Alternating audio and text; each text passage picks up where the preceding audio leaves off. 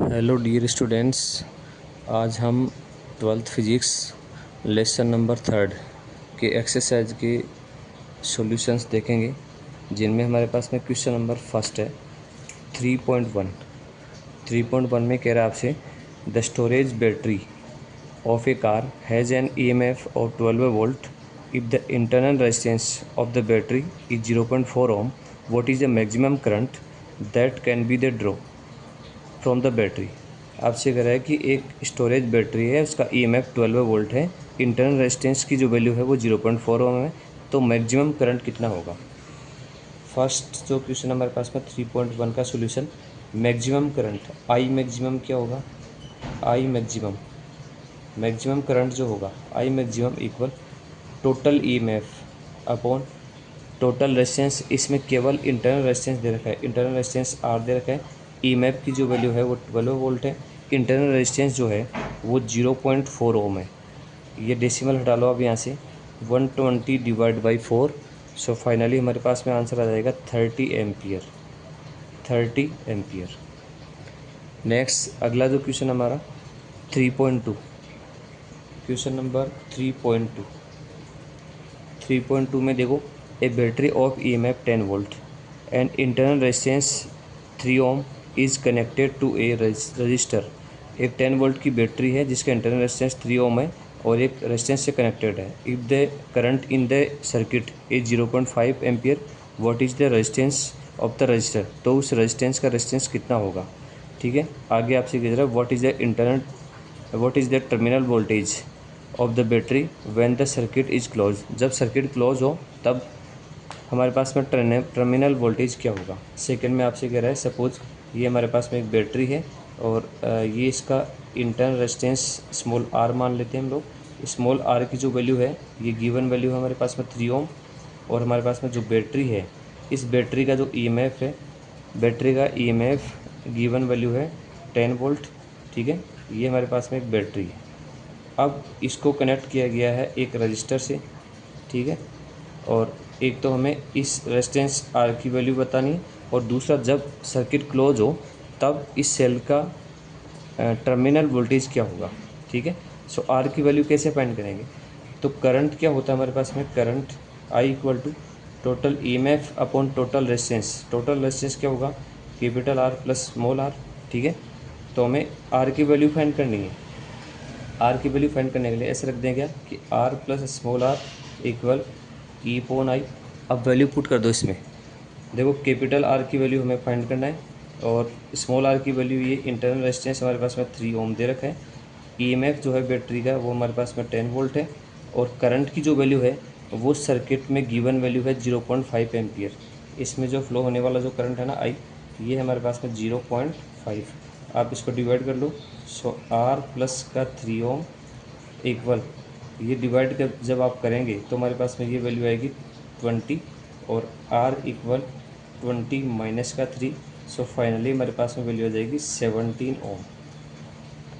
इस resistance R की value 17 ओम है। ठीक है, नेक्स्ट इसके साथ में इसी में अगला क्वेश्चन ये कह रहा है कि what is the terminal voltage. Terminal voltage क्या होगा ऑफ बैटरी का when the circuit is close. Circuit close हो तो टर्मिनल वोल्टेज क्या होता है। टर्मिनल वोल्टेज जब सर्किट क्लोज हो, ठीक है, बैटरी जब हम लोग काम में ले रहे हैं तो हमारे पास में V इक्वल टू होगा E minus I into R, और V इक्वल EMF की जो वैल्यू हमारे पास में 10 है, माइनस करंट की जो वैल्यू हमारे पास में, करंट की वैल्यू 0.5 एम्पियर, इंटरनल रेजिस्टेंस 3 दे रखा है। सो V इक्वल टू 10 माइनस 0.5 को 3 से मल्टीप्लाई करेंगे, सो 1.5, और फाइनली जो वैल्यू होगी हमारे पास में ये होगी 8.5 वोल्ट। नेक्स्ट हमारा जो क्वेश्चन है 3.3, क्वेश्चन नंबर 3.3। नेक्स्ट जो क्वेश्चन रह गया हमारे पास 3.3। 3.3 में आपसे क्वेश्चन में क्या कह रहा है, ए रूम टेम्परेचर, एक रूम का जो टेम्परेचर है वो हमारे पास में 27 डिग्री सेंटीग्रेड है, और resistance of a heating element 100 ohm. What is the temperature of the element if the resistance is the found to be the 117 ohm, given that the temperature coefficient of the material of the resistor is 1.70 into 10⁻⁻⁴ degree centigrade inverse.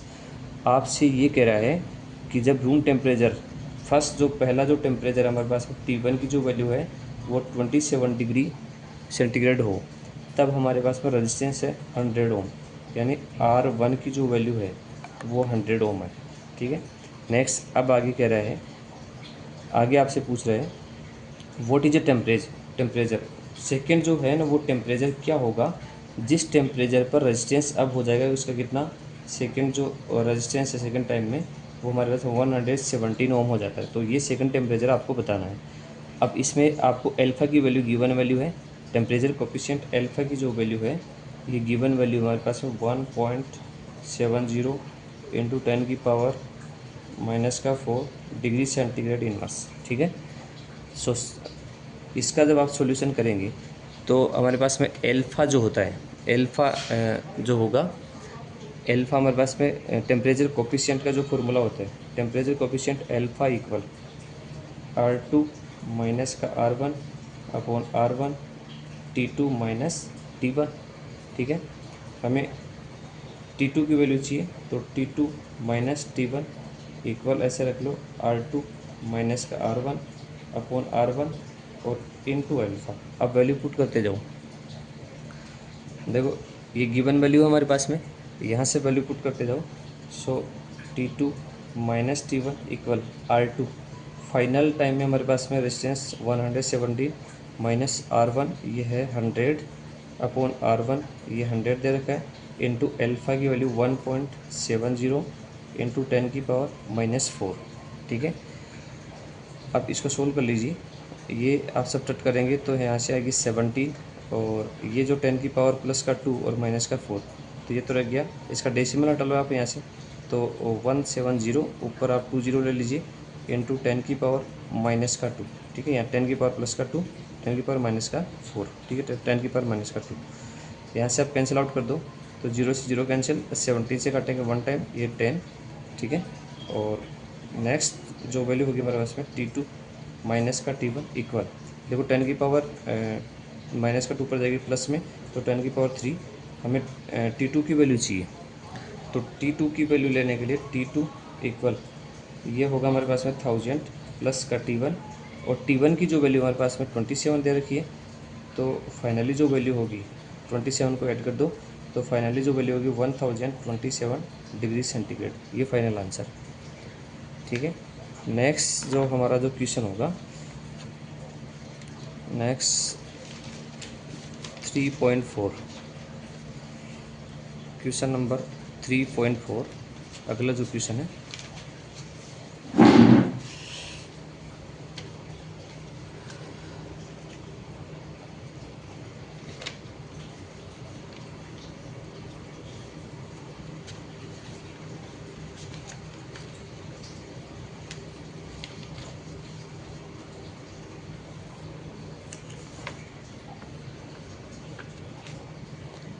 Next question देखो 3.4 question number 3.4 में आपसे क्या कह रहा है, question में कह रहा है एक negligible small current is passing through एक वायर ऑफ लेंथ 15 मीटर। एक हमारे पास में जो क्वेश्चन है हमारे पास में 3.4 एक वायर है जिसकी लेंथ जो है ना वो हमारे पास में 15 मीटर दे रखी है and uniform area cross section, इसका एरिया क्रॉस सेक्शन यूनिफॉर्म है कंप्लीट। ठीक है। जिसकी ए की जो वैल्यू है वो 6 इंटू 10⁻⁻7 मीटर स्क्वायर दे रखी है, यानी कि ये एरिया क्रॉस सेक्शन दे रखा है 6 इंटू 10⁻⁻7 मीटर स्क्वायर। एंड आगे कह रहे हैं and it's the resistance is measured to be 5 ohm. इसका जो रेजिस्टेंस है वो हमारे पास में 5 ओम गिवन वैल्यू है। और what is the resistivity of the material at the temperature of the experiment. यहाँ जो हमारे पास में मटेरियल है इसका रेजिस्टिविटी क्या होगा। सो रेजिस्टिविटी रो का फॉर्मूला होता है RA/L और R हमारे पास में रेजिस्टेंस 5 दे रखा है, a area cross section 6 into 10⁻⁻7 upon L length 15 दे रखा है। 5 की टेबल से काटेंगे 3 टाइम और 3 की टेबल से काटेंगे 2। सो हमारे पास में रो फाइनली जो वैल्यू होगी 2 into 10⁻⁻7 ohm into metre. Next question जो हमारा 3.5 क्वेश्चन नंबर 3.5 नेक्स्ट जो क्वेश्चन है 3.5 में आपसे कह रहा है a silver wire has a resistance of 2.1 ohm at 27.5 degree centigrade and a resistance of 2.7 ohm at 100 degree centigrade. Determine the coefficient of the resistivity of the silver. इसमें आपसे temperature coefficient की value पूछ रहे हैं। Given value जो हमारे पास में गिवन वैल्यू है, आपसे कह रहा है कि R1 फर्स्ट टाइम में जो टेम्परेचर है वो 2.1 ओम है, और जब टेम्परेचर की जो वैल्यू है हमारे पास में 27.5 डिग्री सेंटीग्रेड है, ठीक है। और नेक्स्ट आगे आपसे कह रहे हैं जब रेजिस्टेंस 2.7 ओम हो जाएगा 100 डिग्री सेंटीग्रेड पर, तो सेकंड टाइम में हमारे पास में रेजिस्टेंस हो जाएगा 2.7 ओम और टेम्परेचर दे रखा है 100 डिग्री सेंटीग्रेड, ठीक है। यहाँ आपसे अल्फ़ा की वैल्यू पूछ रहे हैं, अल्फ़ा की वैल्यू कितनी होगी। तो अल्फ़ा के लिए अभी जो हमने फॉर्मूला देखा है कि अल्फ़ा की वैल्यू क्या होगी, देखो alpha equal R2 minus R1 upon R1 और T2 माइनस T1। इनमें ये सारी वैल्यूज़ पुट कर लीजिए। अगर इसमें हम लोग वैल्यू पुट करेंगे तो अल्फ़ा इक्वल R2 की जो वैल्यू है फाइनल टाइम में हमारे पास में रेजिस्टेंस है 2.7 ओम माइनस इनिशियल टाइम में 2.1 ओम दे रखा है, ठीक है, अपॉन R1 और R1 की जो वैल्यू है वो 2.1 ओम दे रखी है, और T2 minus T1 final time में टेम्परेचर 100 डिग्री सेंटीग्रेड है और इनिशियल टाइम में हमारे पास में 27.5 डिग्री सेंटीग्रेड, ठीक है। नेक्स्ट हम लोग इसको आगे सोल्व करते हैं। अल्फ़ा की जो है वैल्यू हमारे पास में क्या होगी, ये होगी 0.6, ठीक है, और ये होगा 2.1, और यहाँ से इसको आप सब्ट्रैक्ट करेंगे तो ये वैल्यू जो होगी हमारे पास में 72.5, ठीक है। और इसका आप यहाँ से दोनों का जब मल्टीप्लाई करेंगे, दोनों का मल्टीप्लाई कर लो, सो अल्फ़ा इक्वल 6 अपॉन ये मल्टीप्लाई जो आएगा हमारे पास में 15225, ठीक है। इसका डेसिमल हटाएंगे, ऊपर हमारे पास में इसका डेसिमल हटाएंगे, नीचे हमारे पास में 10 आ जाएगा, यहाँ से 2 का डेसिमल हटाएंगे और ऊपर हमारे पास में 100 आ जाएगा, ठीक है। ये 0 से 0 कैंसिल आउट हो जाएगा, ठीक है। और अब इसको आप डिवाइड जब करेंगे, यानी 60 को आप डिवाइड कर लो 15225 से, सो फाइनली जो हमारे पास में आंसर आएगा, इसका फाइनल आंसर होगा 0.0039, ठीक है, डिग्री सेंटीग्रेड इनवर्स, ये फाइनल आंसर, ठीक है। नेक्स्ट हमारे पास में जो क्वेश्चन है 3.6 में आपसे क्या कह रहा है, क्वेश्चन नंबर 3.6 में कह रहा है एक heating element using the nichrome connected to a 230 supply. एक नाइक्रोम एलिमेंट है, हीटिंग एलिमेंट है जो 230 वोल्ट सप्लाई से कनेक्टेड है। Draw the initial current 3.2 ampere which settle after a few second to steady value of 2.8 ampere. उसमें जो current की value है 3.2 एम्पियर से डाउन होकर के 2.8 एम्पियर तक आ जाती है। तो what is the study current, what is the study temperature, वो टेम्परेचर क्या होगा ऑफ द हीटिंग एलिमेंट का इफ़ द रूम टेम्परेचर अगर 27 डिग्री सेंटीग्रेड दे रखा है और temperature coefficient of the resistance of nichrome average over the temperature range involve है। ये हमारे पास में अल्फा की वैल्यू गिवन वैल्यू है, ठीक है। तो इसमें सबसे पहले हम लोग कुछ वैल्यूज़ पहले फाइंड कर लेते हैं। ये हमारा क्वेश्चन नंबर है 3.6। आपके पास में गिवन वैल्यू जो है ना वो सप्लाई वोल्टेज दे रखा है 230 वोल्ट, ठीक है, 230 वोल्ट दे रखा है गिवन वोल्टेज दे रहा है। पहले इनिशियल टाइम में हमारे पास में रेजिस्टेंस निकाल लो, तो रेजिस्टेंस R इक्वल टू था V अपॉन I1, और ये आपके पास में V की वैल्यू 230 दे रखा है, और इनिशियल टाइम में करंट कितना था 3.2, ये हमारे पास में 3.2 आप इसको डिवाइड करेंगे तो आपके पास में वैल्यू आएगी 71.87 ओम, ठीक है। ऐसे ही सेकेंड टाइम में जब करंट ड्रॉ हो करके 2.8 एम्पियर पहुंच जाता है तब रेजिस्टेंस कितना था, तो V अपॉन I2, तो V की वैल्यू सेम रहेगी 230, और I2 की जो वैल्यू है हमारे पास में वो है 2.8, आप इसको डिवाइड करेंगे तो डिवाइड करने से वैल्यू आएगी हमारे पास में 82.14 ओम। ठीक है। नेक्स्ट इसके साथ में अल्फ़ा की जो है गिवन वैल्यू है वो 1.70 इंटू 10⁻⁻⁴ डिग्री सेंटीग्रेड इनवर्स। ठीक है, ये हमारे पास में गिवन वैल्यू है। एक इसके अलावा T1 की जो वैल्यू है वो 27 डिग्री सेंटीग्रेड दे रखी है और T2 आपसे पूछ रहा है। ठीक है, तो ये वैल्यू कितनी होगी, तो इसके लिए हम लोग फॉर्मूला अप्लाई करेंगे फिर से। Alpha temperature coefficient alpha equal क्या होता है, अल्फ़ा इक्वल अभी बताया है जस्ट पहले कि R2 माइनस का R1 अपॉन R1 और T2 माइनस का T1। ठीक है, तो इसको आप इधर ले आओ, अल्फ़ा को इसके अपॉन में ले जाओ, तो T2 minus T1 R2 minus का R1 upon R1 into alpha. ठीक है, तो ये वैल्यूज़ इसमें पुट कर दीजिए। R2 की जो वैल्यू है हमारे पास में 32.14 माइनस R1 की वैल्यू है 71.87। ठीक है, और R1 की जो वैल्यू है वो 71.87 और इंटू अल्फ़ा की वैल्यू है 1.70 इंटू 10⁻⁻⁴। ठीक है, और इधर वैल्यू रहेगी हमारे पास T2 माइनस T1। ठीक है, आप इसको जब सोल्व करेंगे तो सोल्व करने से जो हमारे आपके पास में जो वैल्यू आएगी वो होगी हमारे पास में 840.3।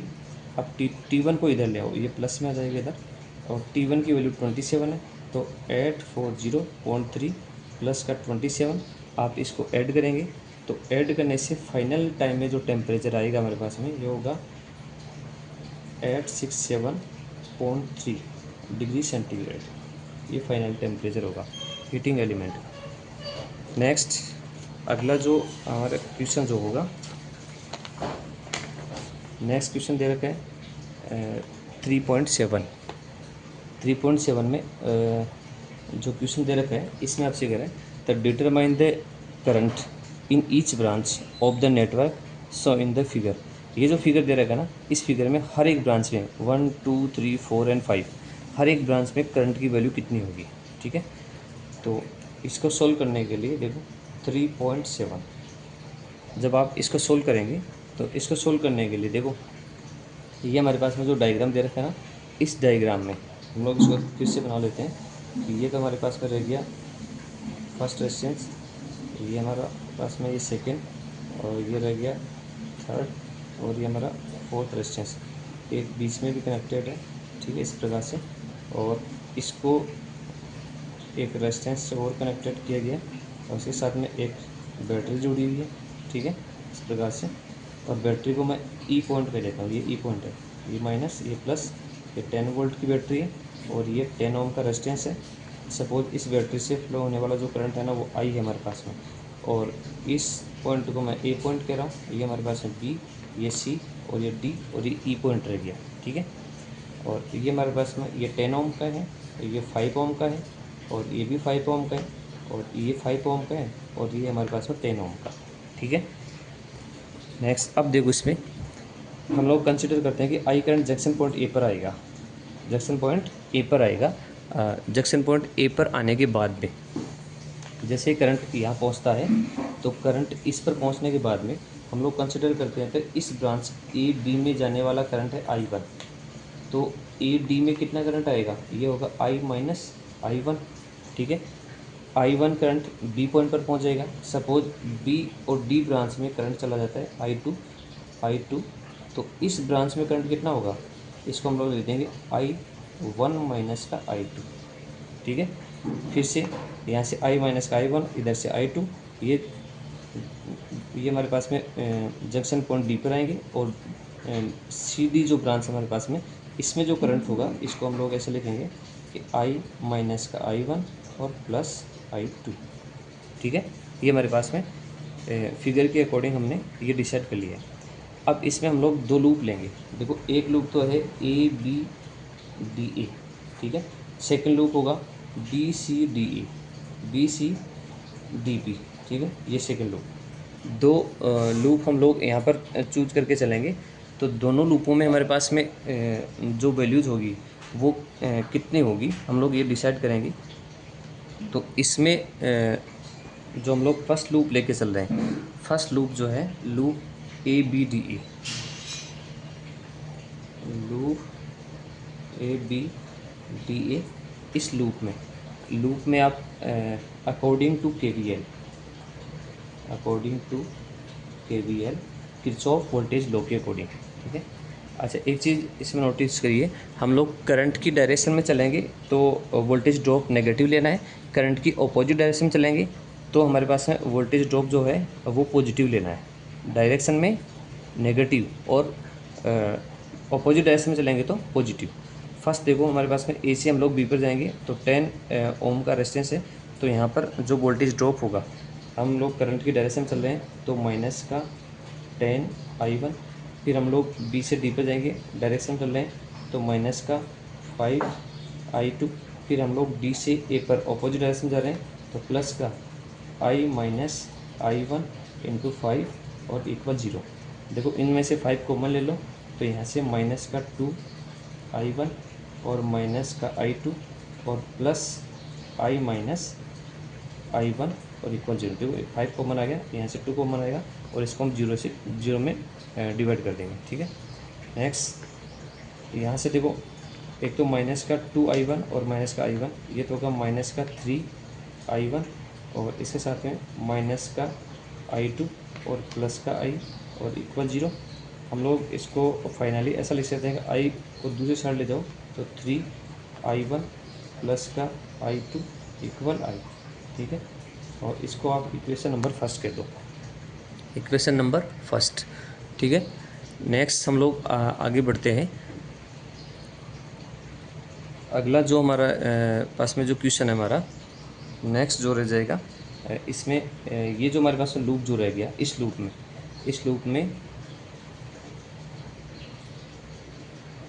लूप हमारे पास में BCDB,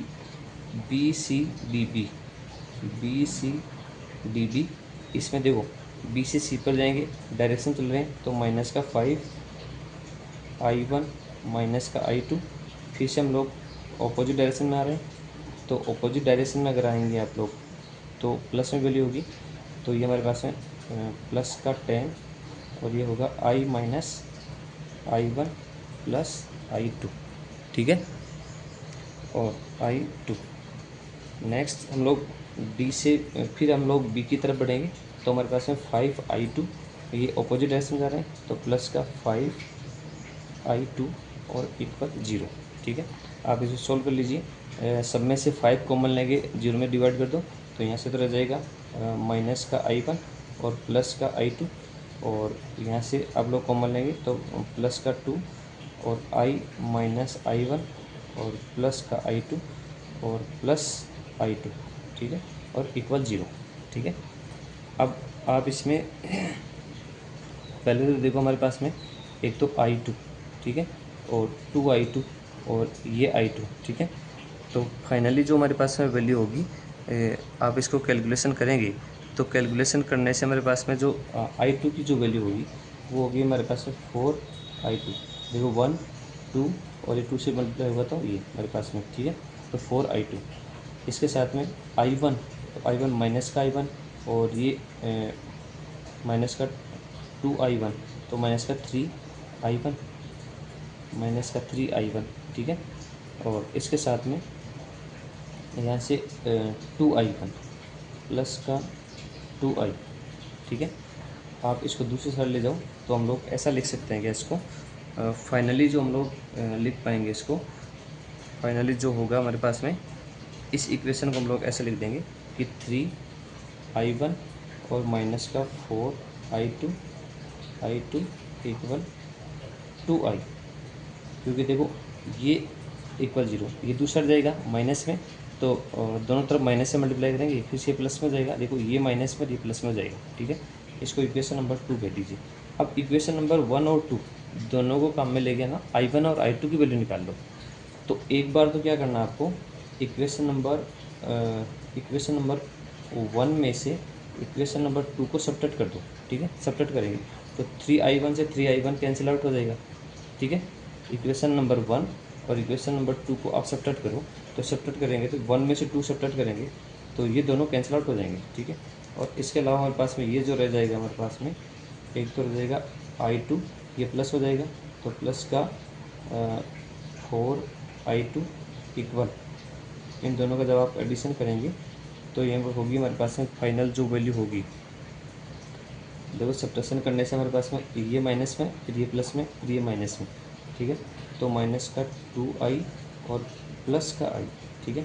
तो यहाँ से वैल्यू हो जाएगी 5I2 इक्वल माइनस का I, ठीक है।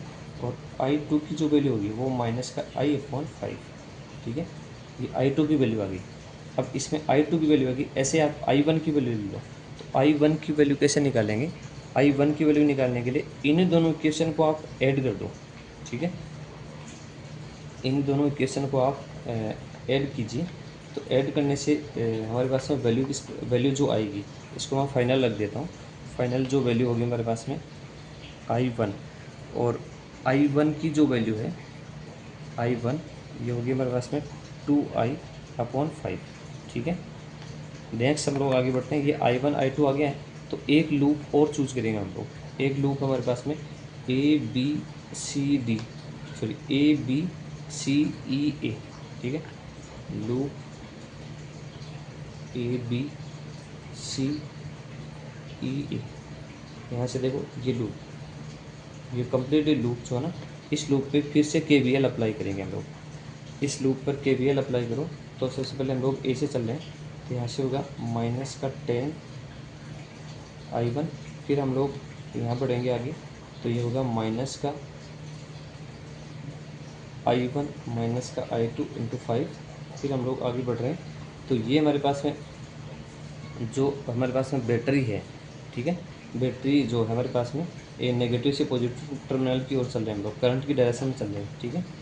तो डायरेक्शन चल रहे हैं हमारे पास में माइनस का 10, और ये हम लोग आगे हम करंट की डायरेक्शन में चलेंगे।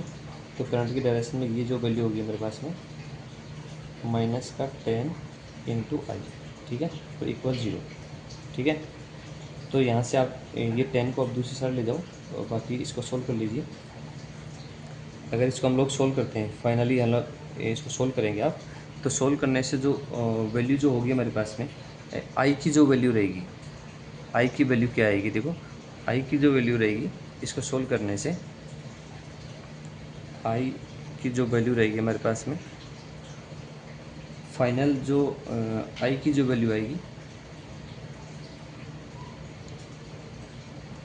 I1 और I2 है ना, दोनों की वैल्यू I1 और I2, एक तो I1 की वैल्यू और दूसरा होगा हमारे पास में I2।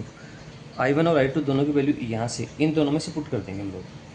एक तो I1 और I2 दोनों की वैल्यू यहाँ पुट करेंगे इन दोनों में, और पुट करने से फाइनल जो वैल्यू होगी हमारे पास में, एक तो I की वैल्यू तो क्या हो, I1 और I2 दोनों की वैल्यू जो फाइनली जो कैलकुलेशन के बाद में जो आफ्टर वैल्यू होगी हमारे पास में, I1 ये होगी 2/5 इंटू 10/7, ठीक है, इक्वल फाइनल जो वैल्यू होगी वो 4/17 एम्पियर, ठीक है। और I2 की जो वैल्यू है, I2 ये होगा हमारे पास में, I2 की जो वैल्यू है वो माइनस का I/5 है। तो फाइनल कैलकुलेशन से हमारे पास में माइनस का 2/17 एम्पियर, ये I2 की वैल्यू आएगी, ठीक है। अब ये दोनों वैल्यूज जो है वो आप ब्रांचों के अकॉर्डिंग यूज कर लीजिए ना। जैसे for example A B branch हमारे पास में AB ब्रांच है, तो AB ब्रांच में जो करंट है ना, तो AB ब्रांच में करंट है I1। तो I1 की जो है ना ये वैल्यू, ये तो I1 की वैल्यू तो पहले से फाइंड कर लिया हमने, 4/17 एम्पियर। और सेकंड जो रह गया हमारे पास में, यहाँ से देखो I2 और ले लो, तो ये ब्रांच कौन सी में आएगा, एक ब्रांच AB आ गया, और BC ब्रांच में ले लीजिए, ये BD ब्रांच में, BD ब्रांच में I2, और I2 की जो वैल्यू है हमारे पास में I2, देखो I2 की जो वैल्यू है BD ब्रांच में, BD ब्रांच में, और BD ब्रांच में हमारे पास में जो वैल्यू होगी BD ब्रांच में 2/17, BD ब्रांच में 2/17 एम्पियर, ठीक है। ऐसे आप बाकी ब्रांचों में भी जो वैल्यू दे रखी है ना, जैसे फॉर एग्जांपल हमारे पास में BSc में जो दे रखा है, ये दे रखा है I1 माइनस का I2, तो आप इसके अकॉर्डिंग यहाँ से वैल्यू लेके पुट करके आप फाइंड कर सकते हैं आसानी से, ठीक है। नेक्स्ट जो क्वेश्चन होगा हमारे पास में 3.8 3.8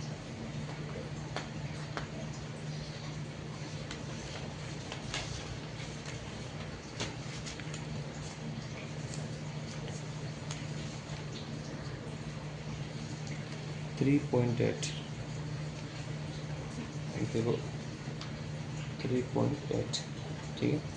3.8 में storage battery 8 volt internal resistance 0.5 being the charged by the 120 DC supplies using the series resistor of 15.5 ohm.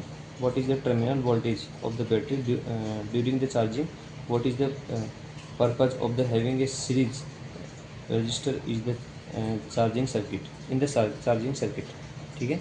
आपसे क्वेश्चन में कह रहा है कि एक हमारे पास में स्टोरेज बैटरी है 8 वोल्ट की और इसका इंटरनल रेजिस्टेंस 0.5 ओम है और इसको चार्ज किया जा रहा है 120 वोल्ट की डीसी सप्लाई से, ठीक है। और उसमें यूजिंग ए सीरीज रजिस्टर कनेक्ट किया गया 15.5 ओम। तो अब इसमें पूछ रहा है कि what is the terminal voltage of the battery का टर्मिनल वोल्टेज कितना होगा, ये आपसे पूछ रहा है, ठीक है। तो terminal voltage V equal to, जब चार्जिंग कंडीशन में है तो E प्लस आई इंटू आर, तो V इक्वल E की वैल्यू हमारे पास में 8, कौन सी बैटरी की बात की जा रही है, 8 वोल्ट वाली बैटरी का टर्मिनल वोल्टेज कितना होगा चार्जिंग कंडीशन में, प्लस I इंटू आर, ठीक है। तो I इंटू आर, तो I की जो वैल्यू होगी हमारे पास में, देखो यहाँ से 8 वोल्ट और इसके साथ में रेजिस्टेंस सीधे रखा है और 120 डीसी सप्लाई है और यूजिंग द सीरीज रजिस्टर ये दे रखा है, ठीक है। तो इसके अकॉर्डिंग आप अगर इसमें यूज करेंगे, वैल्यूज़ यूज करते हैं, ठीक है। तो एक तो करंट की वैल्यू निकाल लो, इसमें करंट कितना आएगा, तो पहले करंट की वैल्यू निकालनी पड़ेगी आपको। तो करंट आई इक्वल कितना होगा, 2 सेल जोड़ रखे हैं तो E1 प्लस E2 लिख सकते हैं हम लोग। Total resistance capital R plus small R, तो आई इक्वल टू, तो पहले हमारे पास में जो वैल्यूज़ गिवन है तो उसके अकॉर्डिंग 120 वोल्ट वाली बैटरी से 8 वोल्ट को सप्लाई दे रहे हैं हम लोग, तो माइनस का 8 अपॉन टोटल रेजिस्टेंस कितना होगा, टोटल रेजिस्टेंस हमारे पास में एक तो है 15.5 प्लस 0.5 तो 16 हो जाएगा। तो आप इसकी कैलकुलेशन जब करेंगे तो इसमें से होगा 112 है, ठीक है, अपॉन 16, ये आएगा हमारे पास में 7 एम्पियर, ठीक है। 7 एम्पियर करंट की वैल्यू आ गई। अब ये करंट की वैल्यू यहाँ यूज कीजिए, तो 7 इंटू इंटरनल रेजिस्टेंस कितना 0.5, तो V इक्वल टू 8 प्लस आप इसको मल्टीप्लाई करेंगे तो 3.5, तो V इक्वल टू फाइनल जो वैल्यू होगी आप इसको ऐड कर दो तो 11.5 वोल्ट, ठीक है। नेक्स्ट है 3.9, फाइनल क्वेश्चन है, लास्ट क्वेश्चन होगा। तो लास्ट क्वेश्चन में हमारे पास में आपसे कह रहा था number of the density of the free electrons in A copper conductor estimate in the example 3.1 8.5 into 10 की पावर 18 मीटर क्यूब माइनस, ठीक है। यानी n की वैल्यू दे रखा है, डेंसिटी इलेक्ट्रॉन डेंसिटी 8.5 इंटू 10 की पावर माइनस का 28, सॉरी प्लस में 8.5 इंटू 10 की पावर 18 मीटर की पावर माइनस का 3, ठीक है। How long does the electron take a drift from the one end of a wire 3 meter long it's other and.